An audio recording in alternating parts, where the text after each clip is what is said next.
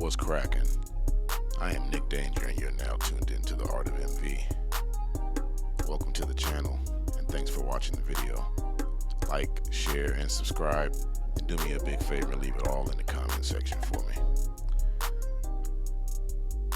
This is a short episode, the SP-MV connection, part 2. In the first SP to MV, I was referring to how I use the SP with the MV1 Verse Lab to supplement for, to me, what is honestly a lackluster sampler.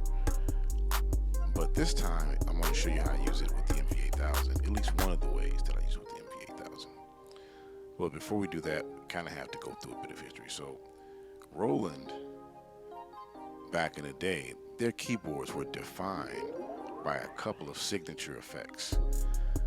4-button chorus along with the 325 flanger and a few others really made their keyboard stand out. And the effects were so good that they divided or really branched off into a whole different company, Boss. Boss was more popular for the guitar pedal game in the 80s and 90s, but would put that same technology into a sampler, and that created the SPs. Boss SPs and Roland SPs littered the market.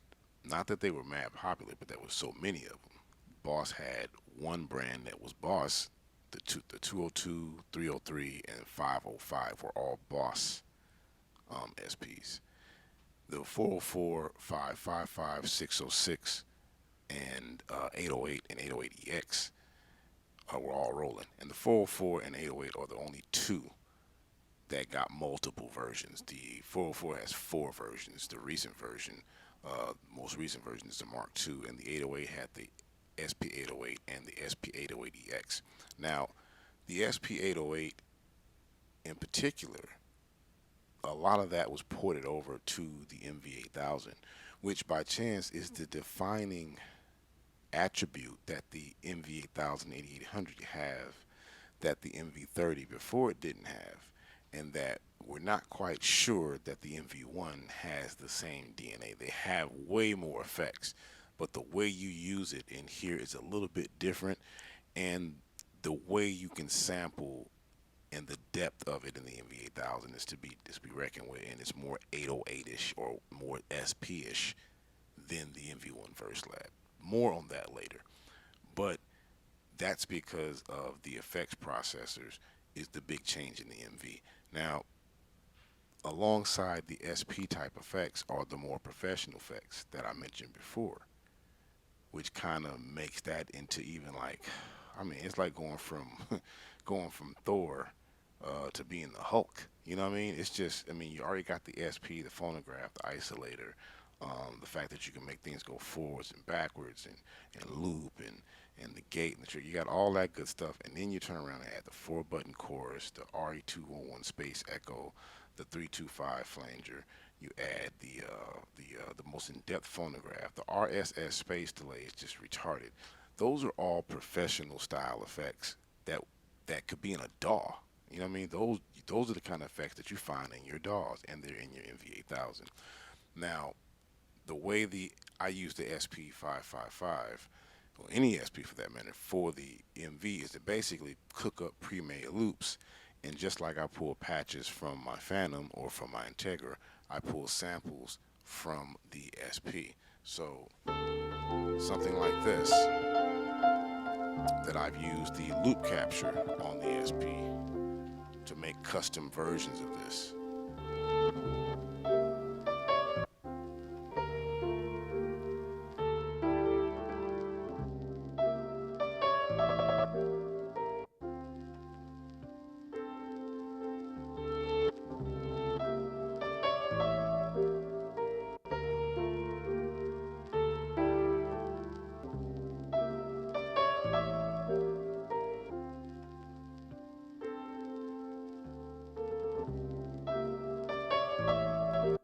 Those are just samples looking for a home, right? So simply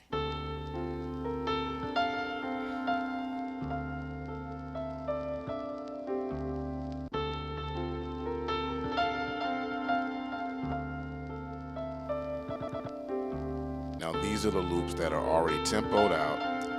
I just found a project of the same tempo in my MV and placed it neatly inside of a loop along with some ghost notes.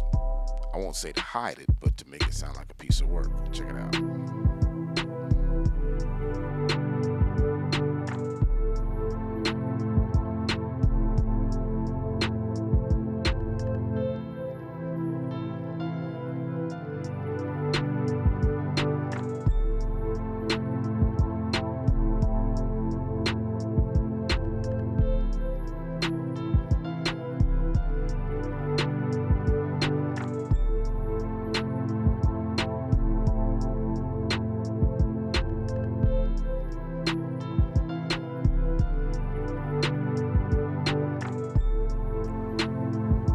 That's how I custom design samples for the MV from the SP.